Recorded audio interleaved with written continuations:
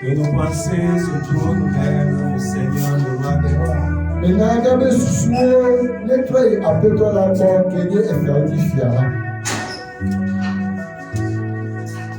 Regardons l'état de nos cœurs ce matin.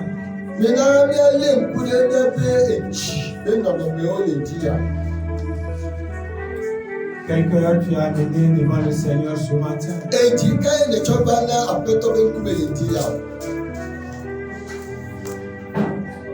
Est-ce que ce cœur est prêt à recevoir la parole du Seigneur?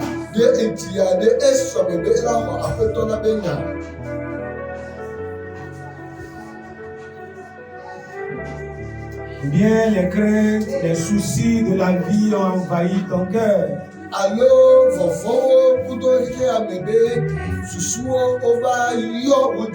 Est-ce que les difficultés, les persécutions de ce monde envahissent ton cœur?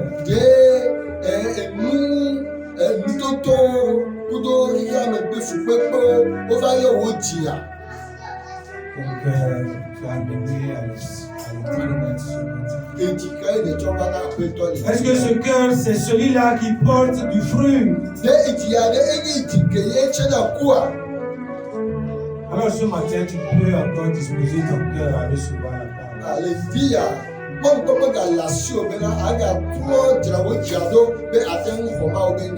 Tu peux rendre utile ta vie ce matin.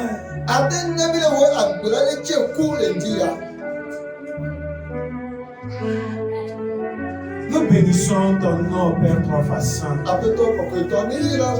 Merci pour tout ce que tu fais. Ce peuple est encore devant toi. Ce peuple est là, Seigneur, devant toi. Parle, Seigneur. Parle, Seigneur. Parle, Seigneur. Que ton nom soit béni. Nous te bénissons, nous te bénissons. Parce que tu l'œuvre que tu as commencé, tu vas l'achever. Ta seule gloire. Jésus. Amen. Amen. Amen. Amen. Amen. Amen. Est-ce qu'il y a un enfant de Dieu ce matin? Alors, une grande acclamation monte.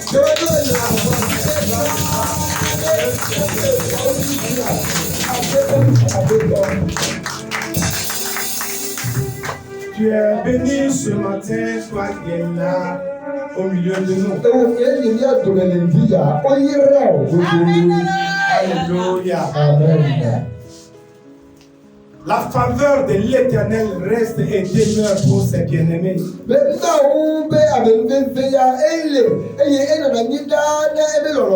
Et ce matin, c'est toi qui es le bien-aimé de Dieu. Alléluia. Amen. Alléluia. Amen. Alors nous continuons notre marche spirituelle. Vous savez, ce matin, nous sommes dans notre étude ou dans l'enseignement. Alléluia. Amen. Nous avons commencé par parler du prophète Jonas il y a de cela 4 mois.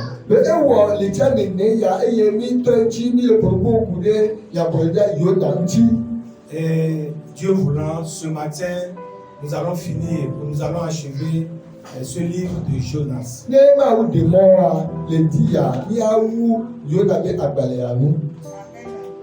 Dans le premier chapitre, nous avons vu Jonas qui a manqué sa mission, sa vocation. Dieu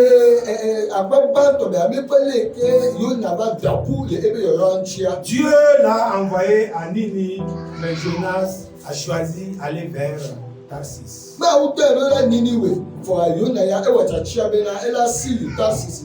Alléluia. Amen.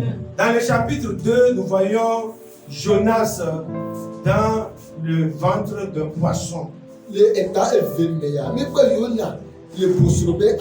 là, il a prié, il a crié au secours de l'Éternel. Et Dieu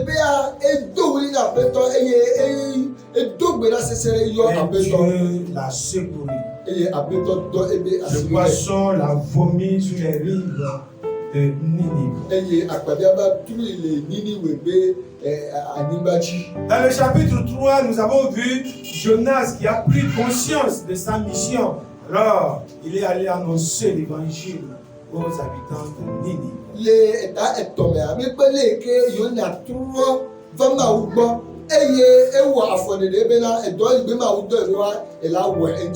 Jonas a annoncé l'évangile aux Ninivites. Les habitants de Ninive se sont repentis. Ils se sont couverts de poussière de sang. Ils ont porté les sacs. Et Dieu a eu pitié de ce peuple. Et Dieu les a pardonnés. Alléluia. Amen. Alléluia. Amen. Dieu pardonne ce cœur qui se répand. Quel que soit l'état de ton péché, quel que soit l'état de ton cœur, si tu viens à l'Éternel avec un cœur repentant, il est prêt pour te pardonner. Il peut te restaurer. Il peut te redonner vie. Il peut faire de toi un homme, une femme nouvelle. C'est ça ce que mon Dieu fait. Ce matin, nous sommes dans le chapitre 4. Nous voyons Jonas qui s'irrite contre Dieu. Jonas s'irrite contre Dieu. Jonas est un des prophètes qui est resté incompréhensible.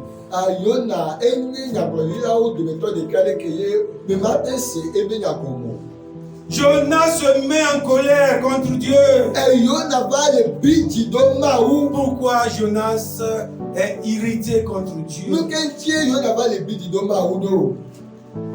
Nous allons voir dans ce passage que le Seigneur a fait un reproche et le Seigneur a fait un reproche à Jonas suite à son comportement.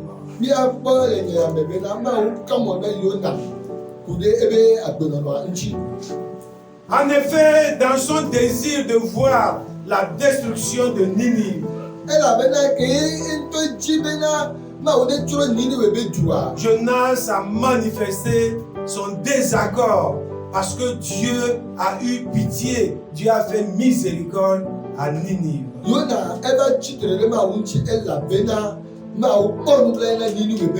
Ce matin, fidèle serviteur du Seigneur, je voudrais que nous puissions nous approprier les sentiments de Dieu.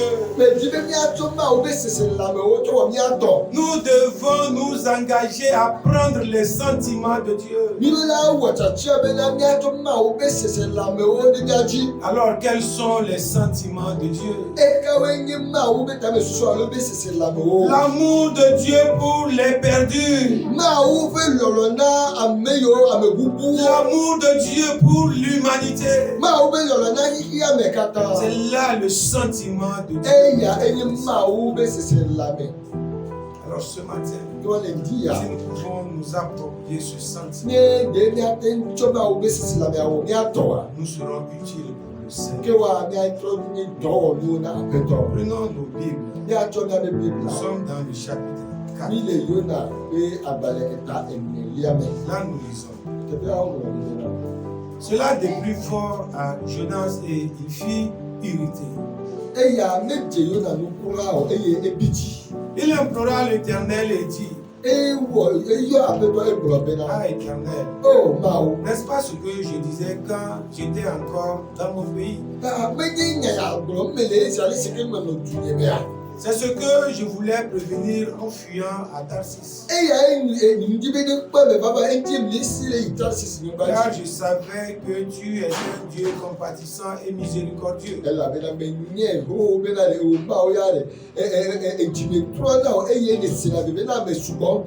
Lent à la colère, riche en bonté. Et qui te répand du mal. Maintenant, Éternel, prends-moi donc la vie, car la mort m'est préférable à la vie. L'Éternel répondit. Et après toi, do entine bena. Fais-tu du bien en irritant? Deni le wa nué à salis que ni bidia. Et Jonas sortit de la ville et s'assit à l'orient de la ville. Eye Yona eto le douame. Eye eva no e douame ani yo alo. A wechepe. Là, il se fit une cabane et s'y tint à l'ombre jusqu'à ce qu'il voie ce qui arriverait dans la ville. Eba tu agbadɔ de le funu eye eba bele agbadɔ ame be ela ye ŋku de edoati la kpɔ be nu ke la dzɔ de doati ma.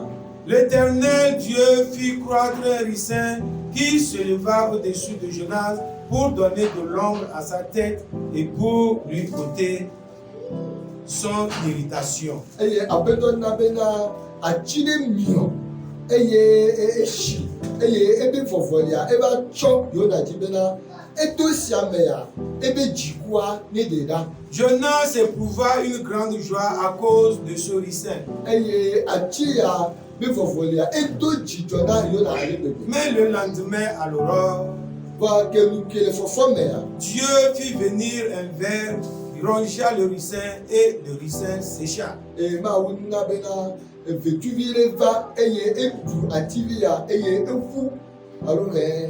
Au lever du soleil, Ke ntɔkusuba Dieu fit souffrir un vent chaud d'Orient et le soleil frappa la tête de Jonas au point qu'il tomba en défaillance. eye aya zozo de ba ƒo eye eba ƒo tadzi na Yona eye egbɔdzɔ Yona. Il demanda la mort et dit, la mort m'est préférable à la vie. Eye ebia eku eye gblɔ bena ekua enana boŋu agbe. Dieu dit à Jonas, Na woto na Yona bena. fais-tu du bien de t'irriter à cause du ricin? De ne le wɔ nue atsali si ke ne le bidzi alo atsia ŋtsia Il répondit, edo ŋtsi ne bena. je fais bien de m'irriter jusqu'à la mort.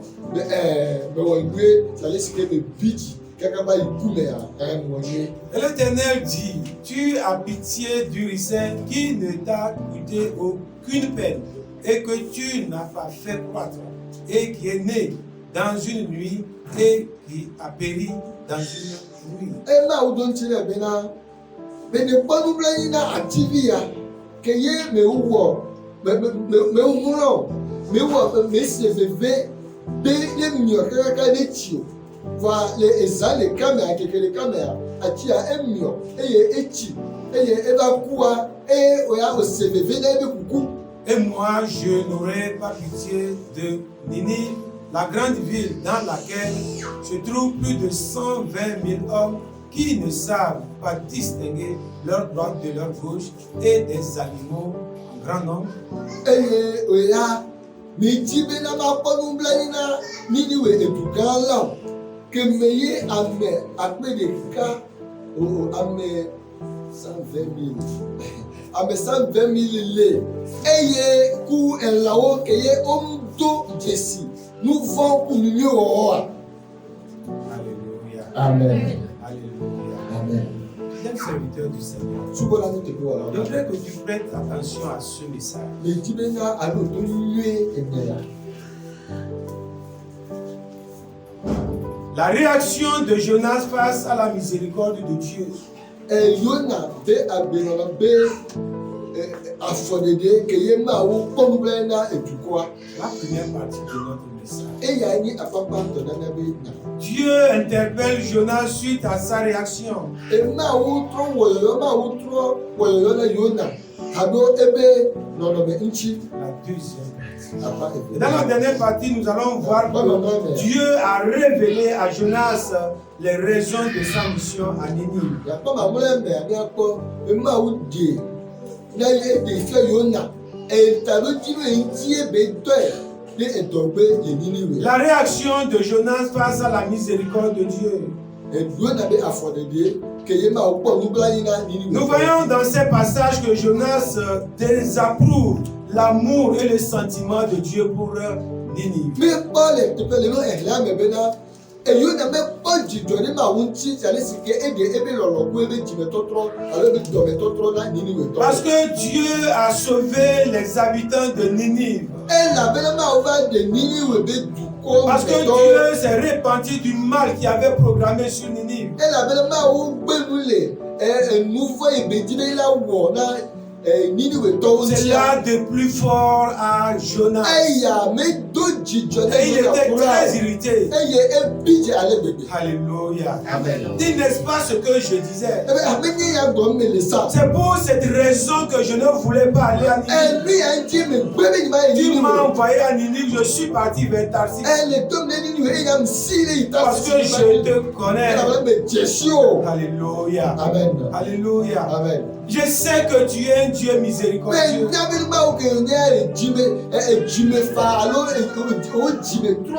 Alors l'Éternel avait envoyé Jonas pour le salut spirituel de Ninive.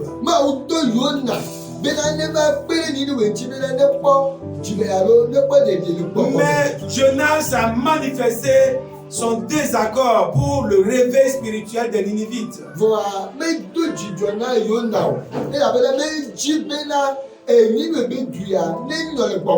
Vous savez l'attitude de Ninive, ce que nous voyons dans ce passage. La plupart du temps, nous avons ces mêmes comportements. Mais nous n'avons pas le courage de l'exprimer. Il y a des gens, nous ne voulons pas voir leur salut. Nous ne voulons pas voir leur changement spirituel. Parce que nous pensons qu'eux, ils ne sont pas dignes de ce salut. Vous savez, Jonas était un patriote qui était jaloux de ce qu'il est.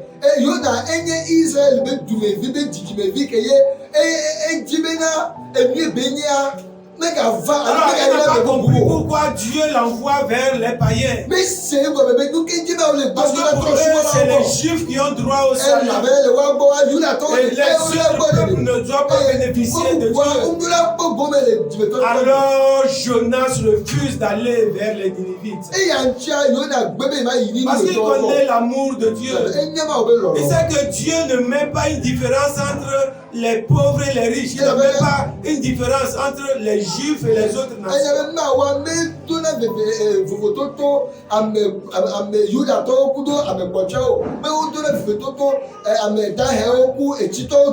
Alléluia. Amen. Alléluia. Amen. Alléluia. Amen. Vous savez, des fois, nous avons des attitudes, des comportements à l'égard de certaines personnes. De sorte que nous sommes même jaloux de les voir devenir chrétiens.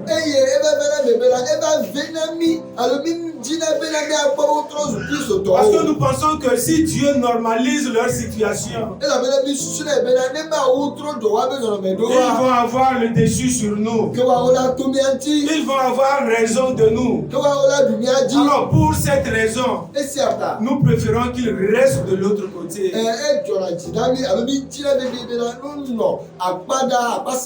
Alléluia. Amen. Alléluia. Amen. Alors je prends l'exemple où l'image qui vient devant moi. Alors supposons que tu es dans le foyer avec ton mari, avec ta femme.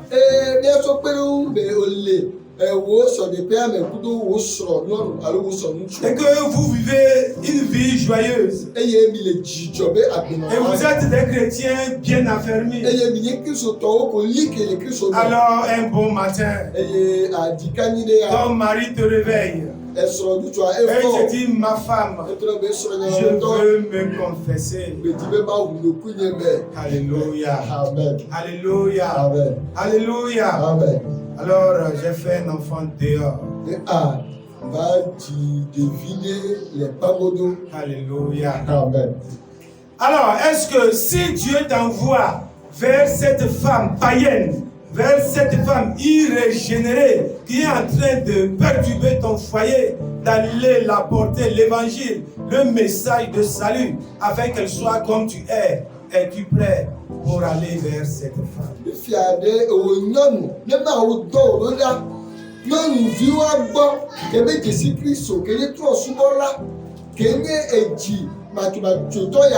Mais avant de vous faire une nuit, mais éternel trop dîme, ne pas de abe ou ne ade, ne de somme be aïa.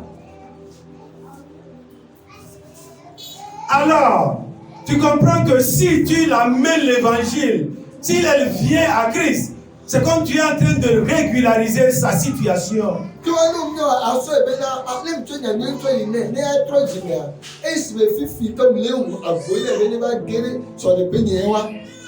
Alors, est-ce que tu es prête pour apporter l'évangile à une telle personne?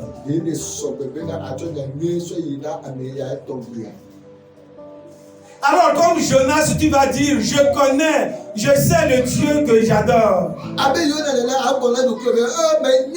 Je sais qu'il est miséricordieux. Si j'ose donner l'évangile à cette femme, si elle se convertit à l'Éternel, si elle devient servante de l'Éternel, je suis en danger. Alors, au lieu d'aller vers Ninive, je préfère aller à Tarsis. Alléluia. Amen. Alléluia. Vous savez, c'est des situations qui sont réelles. Et lorsque nous le disons, lorsque nous parlons de ces choses, ce n'est pas que c'est facile. Parce que le côté inverse peut se poser. Alors ta femme aussi peut te réveiller. Et elle te dit, mon mari, je t'aime bien, mais il est arrivé qu'un homme m'a séduit et j'ai péché. Je suis tombé dans la fornication, dans l'adultère.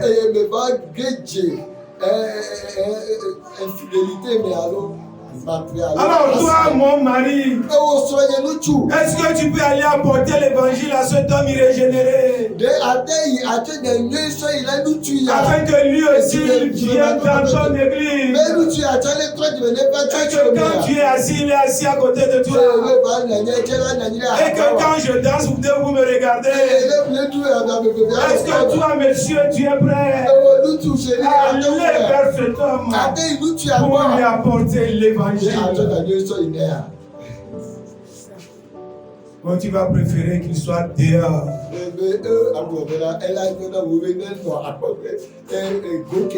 Je connais les hommes. Ils sont pires que tout. Même s'ils peuvent commanditer l'assassinat de ce monsieur.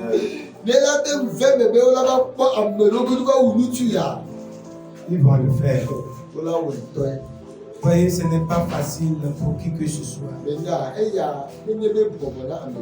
Mais Dieu ne fait pas les choses pour nous plaire. Vous savez, les gens viennent à l'église parce qu'ils prient, parce qu'ils cotisent, parce qu'ils donnent leur dîme. Alors Dieu va faire les choses pour les plaire. Dieu ne fait pas des choses pour nous plaire, que tu le veuilles ou pas. Alléluia. Amen. Dieu fait des choses pour notre bien. Dieu fait des choses pour notre édification. Mais Dieu ne fait rien pour nous plaire. Alors le salut des païens, le salut de cette femme, le salut de cet homme, que ça te plaise ou non, Dieu veut son salut. Alors Dieu t'envoie vers cette personne. Dieu t'envoie vers cet homme. Dieu t'envoie vers cette femme, afin que tu l'apportes l'évangile. Parce que son salut, c'est ce qui préoccupe mon Seigneur. Que ça te plaise ou pas. C'est ça la parole.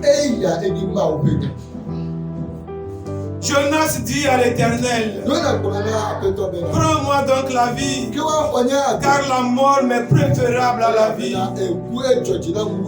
Alors Jonas est allé rester de l'autre côté de la ville, parce qu'il a demandé que Dieu lui prenne la vie. Il s'attend à ce que Dieu change la situation. Jonas s'attend à ce que Dieu change de décision. Jonas s'attend à ce que Dieu choisissent encore de détruire les Ninivites, alors Dieu ne fera pas la chose. Ce n'est pas parce que toi tu as prié que quelqu'un se détruit. C'est pas parce que tu as prié que quelqu'un meurt. C'est pas parce que toi tu allais rester de l'autre côté pour voir ce qui va arriver que Dieu va le faire pour toi. Non, Dieu n'agit pas de la sorte. Alors Dieu interpelle Jonas par rapport à sa réaction. Dieu pose une question interpellatrice. Il dit, fais-tu du bien en t'irritant? Est-ce que tu fais bien en t'irritant? Oh mon frère et ma soeur, je ne sais pas la situation que tu traverses en ce moment. Je ne sais pas ce qui se passe dans ta vie en ce moment. Peut-être que tu es en colère. Tu es énervé contre Dieu. Tu es irrité contre Dieu. Mais ce matin, il te pose la question. Fais-tu du bien en t'irritant?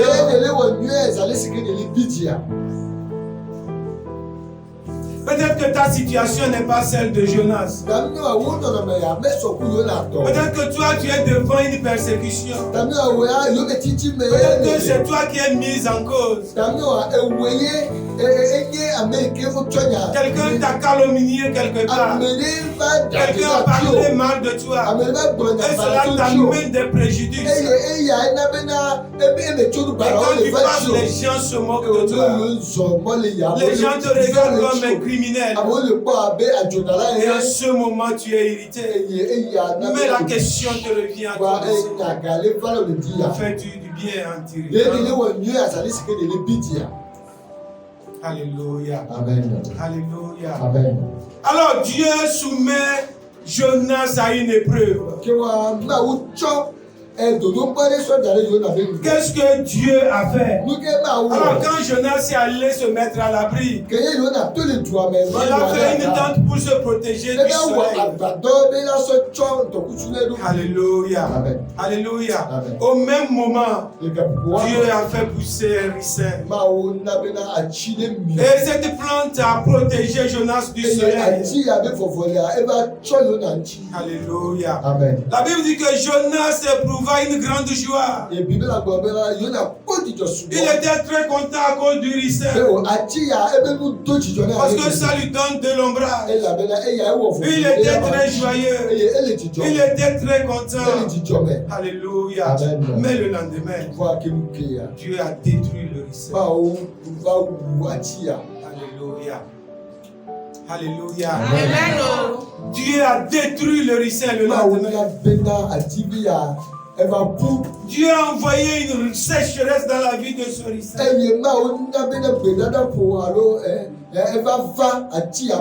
Alléluia. Amen. Jonas est encore irrité. Il a demandé encore la mort. Quand Jonas est irrité contre Dieu, quand Jonas ne comprend pas une chose, il demande la mort. Peut-être que toi aussi tu es arrivé de demander la mort.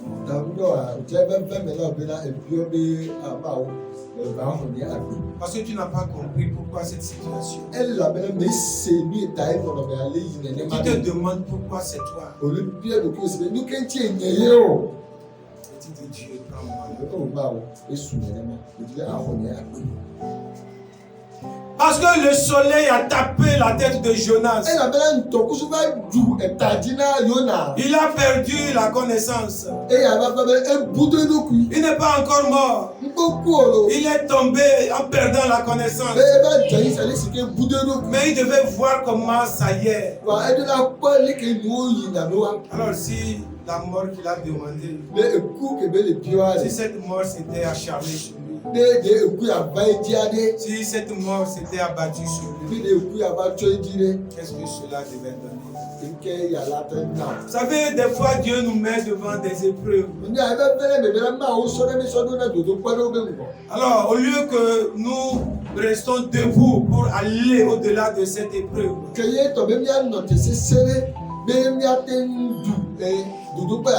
Nous avons cette tendance à accuser Dieu. Oh, le chrétien cesse d'accuser les autres. Cesse d'accuser les autres. Cesse d'accuser Dieu. Parce que nous aimons beaucoup accuser. C'est à cause de tel que je suis dans cette situation. C'est à cause de celui-ci que ma situation est. Ceci, c'est une épreuve que Dieu t'envoie. Ça peut passer par un homme. Ça peut passer par quelqu'un. Ça peut passer par une femme. Mais fidèle serviteur du Seigneur, tiens-toi debout pour aller au-delà de cette épreuve. Mais si tu ne fais qu'accuser, si tu ne fais que blâmer les gens, tu vas finir par t'irriter contre Dieu. Alors au lieu d'aller au-delà de ton épreuve, tu vas pécher contre Dieu. Est-ce que c'est une maladie qui s'est abattue dans ta vie?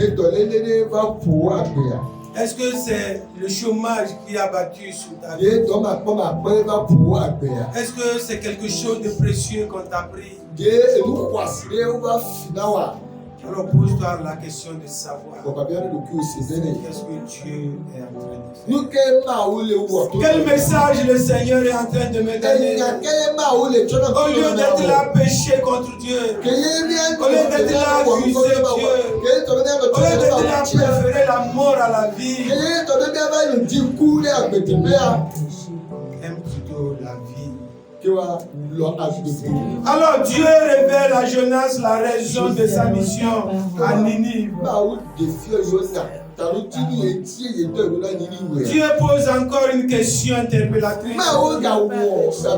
Est-ce que tu as raison t'irritant parce que le ricin est mort? Parce que le ricin s'est desséché, tu t'irrites, est-ce que tu fais du bien? Alléluia, Alléluia, Alléluia. Mais Jonas dit à Dieu, oui, je fais du bien. Afin de ne pas pécher. Afin de ne pas pécher. Afin de ne pas pécher. Alléluia. Et l'Éternel dit, tu as pitié du ricin qui ne t'a coûté rien.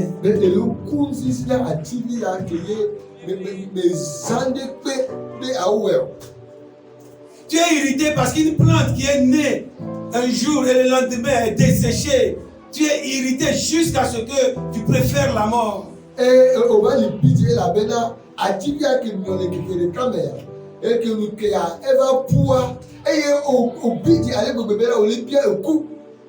Mais tu ne veux pas que j'ai de la miséricorde, que j'ai pitié, que je manifeste mon amour pour les habitants de Ninive, cette grande ville, avec tous ceux-là qui ne connaissent ni leur droite ni leur gauche. Les gens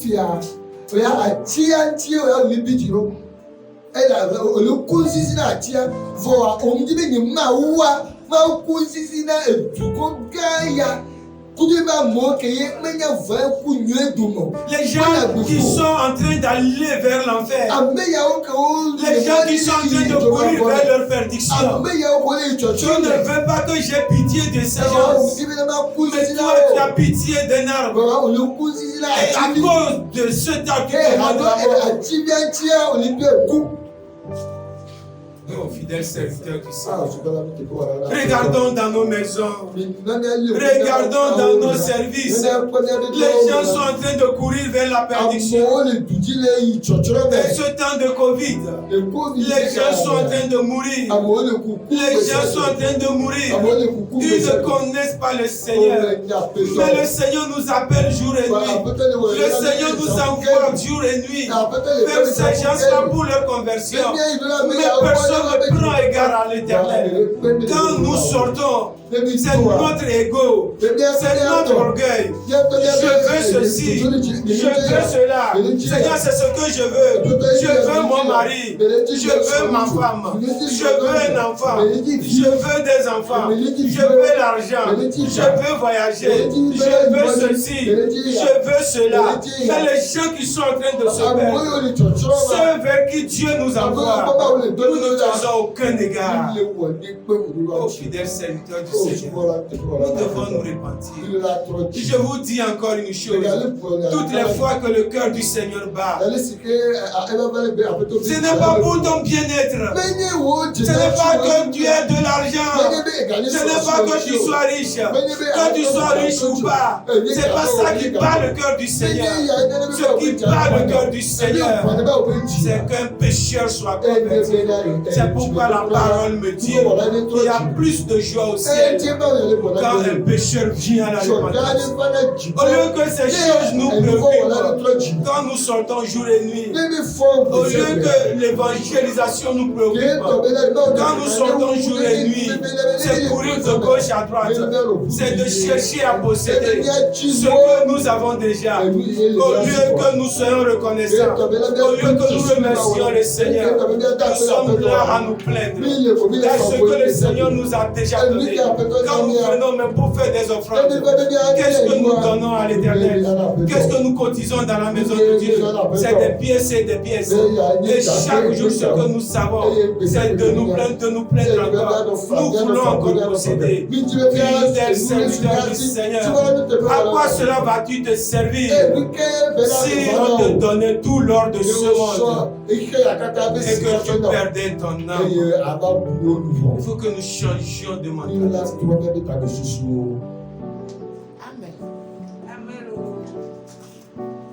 Si c'est seulement les messages de prospérité que tu veux, ça va être difficile pour toi de marcher pour le Seigneur. Parce qu'aujourd'hui tu peux posséder, mais demain tu peux ne rien avoir. Aujourd'hui tu peux être en bonne santé, demain tu peux être malade. Aujourd'hui tu peux être dans la joie, demain tu vas pleurer. La vie est ainsi faite. Mais si toi tu es seulement focalisé sur la prospérité, sur la joie, sur la richesse, sur la possession, tu vas être déçu. Parce que les moments d'épreuve vont venir et tu ne pourras pas te mettre. Fidèle serviteur, je l'ai déjà dit. Tout ce que Dieu fait dans ta vie, c'est pour ton édification. Tout ce que Dieu fait dans ta vie, c'est pour ton bien. Mais Dieu ne fait rien pour te plaire. Les gens viennent à Dieu. Et quand tu les écoutes dans leur prière, c'est comme c'est Dieu qui doit faire leur volonté. C'est comme Dieu doit faire les choses pour les plaire. Tu dois me donner un mari. Est-ce que Dieu est obligé de te donner un mari? Est-ce que Dieu est obligé de te donner une femme? Est-ce que Dieu est obligé de te donner un enfant?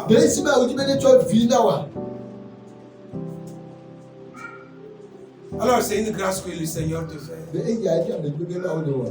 Alors s'il te donne cette grâce, alors dis-lui alléluia. Mais si tu n'as pas cette grâce, tu as une autre grâce. Alléluia. Amen. Amen. Peut-être que l'enfant que tu cherches, peut-être que la femme que tu cherches, peut-être que le mari que tu veux, c'est lui qui va venir détruire ta vie. Mais Dieu qui te connaît, il ne veut pas que ta vie soit détruite. Il veut que tu vives et que tu sois un instrument entre ses mains. Dieu veut que tu vives et que tu marches pour sa cause. C'est pourquoi il t'a pas donné un mari. C'est pourquoi la femme n'est pas encore venue. C'est pourquoi l'enfant n'est pas encore venu. Quand le temps de Dieu va se sonner, quand le temps de Dieu va se sonner, il te donnera cela. Parce que lui il te connaît. Mais pour l'heure, pendant qu'il a mis le souffle de vie, et toi, tu vas prêcher sur le salut de quelqu'un. C'est ça ce qui préoccupe le Seigneur. Et c'est ça ce qui va te bloquer. Alors nous allons nous organiser d'ici le mois prochain. Nous allons choisir un samedi. Nous allons nous retrouver ici. Ou un dimanche soir comme ça. Nous allons nous retrouver ici. Nous allons sortir dans ce quartier. Parce que nous l'avons fait maintenant, ça fait un peu longtemps. Nous allons circuler dans ce quartier. Et nous allons prêcher l'évangile. Alléluia. Amen. Même pour l'heure, ce que je peux te dire. Regarde dans ton service, dans ta maison. Il y a quelqu'un à qui tu ne voudrais pas que l'évangile atteigne. Parce que tu l'as considéré comme un ennemi.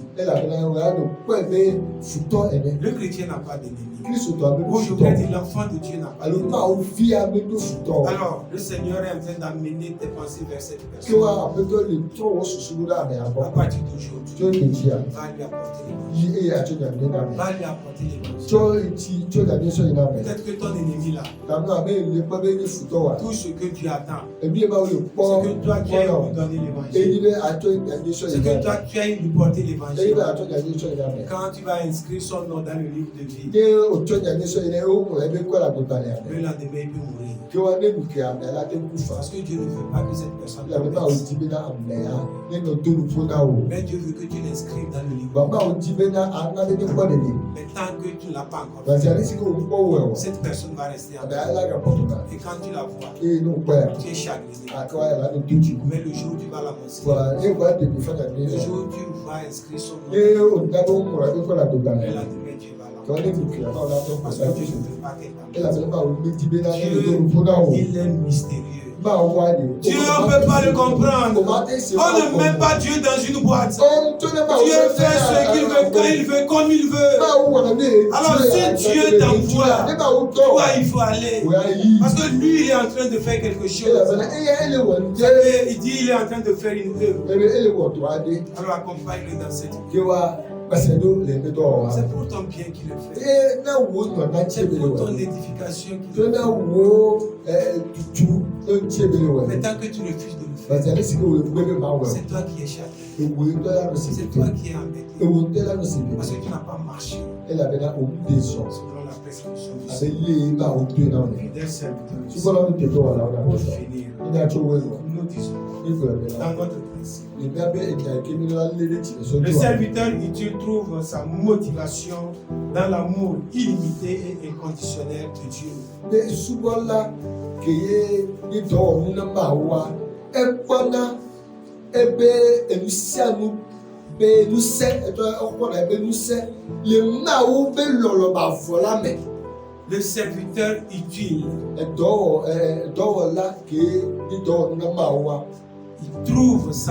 sa motivation dans l'amour illimité et inconditionnel de Dieu.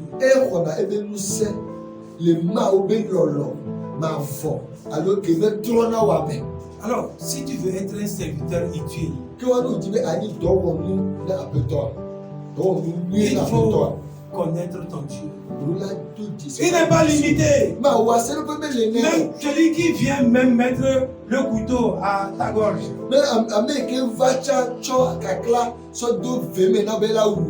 L'amour de Dieu est pour cette personne-là. Voilà, pendant qu'on lapidait Étienne, alors, Paul aussi, Pierre, Saul était là. Le petit souffle de vie qui restait à Étienne. Il a dit à Dieu, pardonne-le. Il ne sait pas ce qu'il faut. Mais les gens sont en train de le lapider. Les gens sont en train de le tuer. Il est à l'agonie. Il lui reste un seul souffle de vie. Mais il a utilisé ce souffle de vie pour dire à Dieu, pardonne-les. Ils ne savent pas ce qu'ils font. Parce que Étienne sait une chose. L'amour de Dieu, il est illimité. Ce n'est pas parce qu'ils sont en train de le tuer que l'amour de Dieu va se limiter. L'amour de Dieu est illimité. L'amour de Dieu n'est pas conditionné. C'est pas parce qu'ils sont en train de te tuer que l'amour de Dieu va être conditionné. Oui, ils sont en train de te tuer, mais ils ont besoin du salut. Alors prêche-leur l'évangile.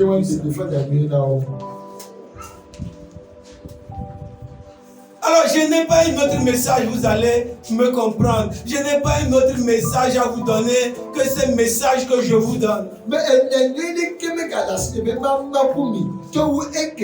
n'y a pas d'évangile. Je n'ai pas pour dire d'amener les marmites, d'amener quoi qu'on va faire. Rien. Je n'ai pas reçu cet évangile.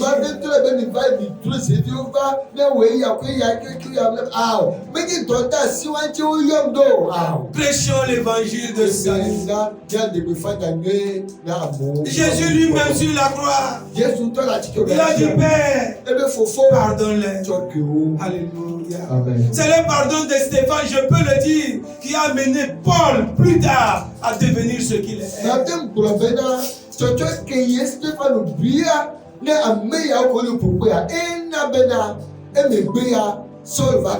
Et c'est Paul là qui a écrit la grande partie des épîtres qui sont dans le Nouveau Testament.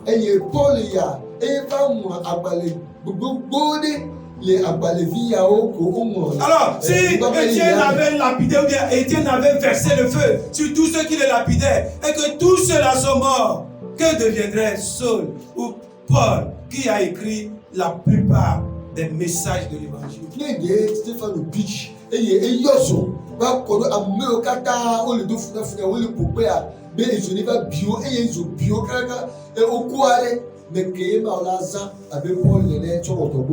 Les gens ne t'aiment pas, toi il faut les aimer. Pourquoi tu veux qu'ils t'aiment avant que tu ne les aimes? Alors combien de fois vous voulez qu'on vous dise les mêmes messages? Ils ne t'aiment pas, toi aime-le.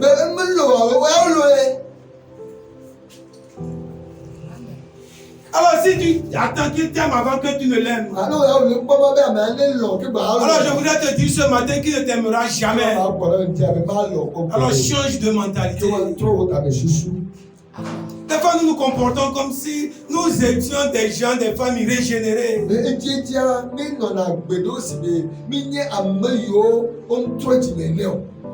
En tout cas, moi je sais une chose. Avant que tu ne finisses même de me blesser, il t'est déjà pardonné.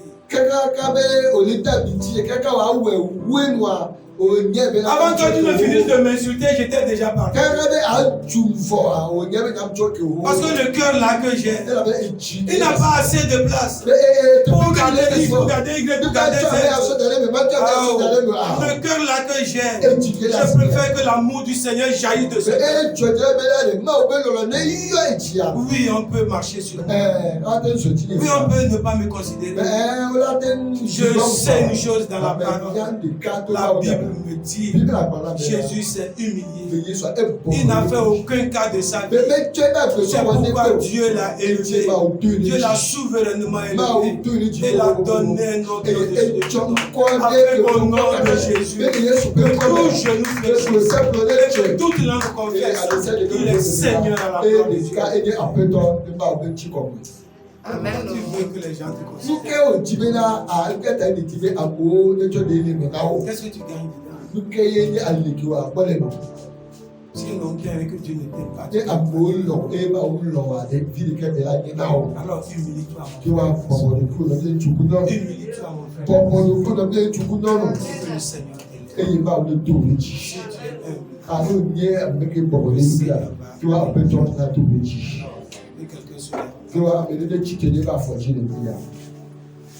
Alors va dans la présence de Dieu. Demande-lui de te donner tout ce dont tu as besoin pour être selon son cœur.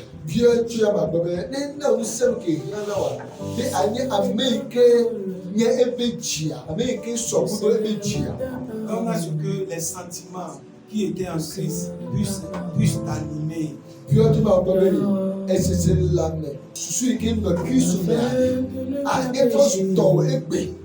C'est un travail que tu dois faire, mon frère et ma soeur. C'est chaque jour que le Seigneur te donne. C'est chaque jour que le Seigneur te donne. C'est chaque jour que le Seigneur te donne. Demande au Saint-Esprit. Peut-être toutes les fois que tu as oublié ces choses. Commence par aimer les perdus. C'est le secret. Aime les pécheurs. Quand tu vas commencer par les aimer, Je serai ta parole. tu vas voir que les sentiments Je serai que Dieu ta a, parole. parce que Dieu lui les aime déjà. Je serai ta parole.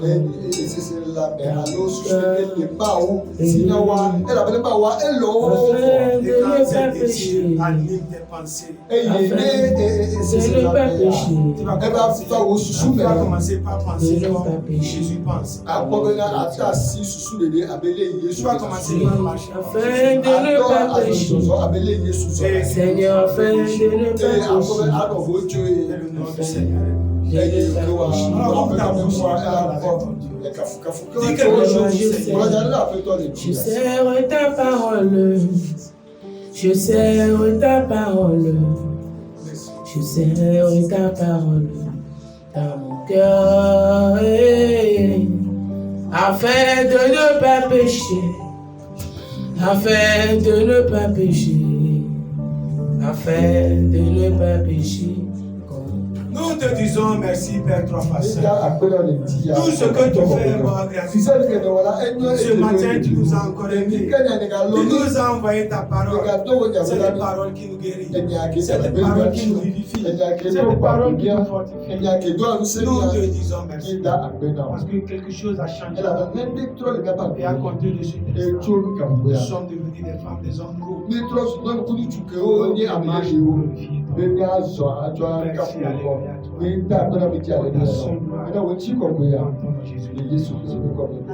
Amen. Amen.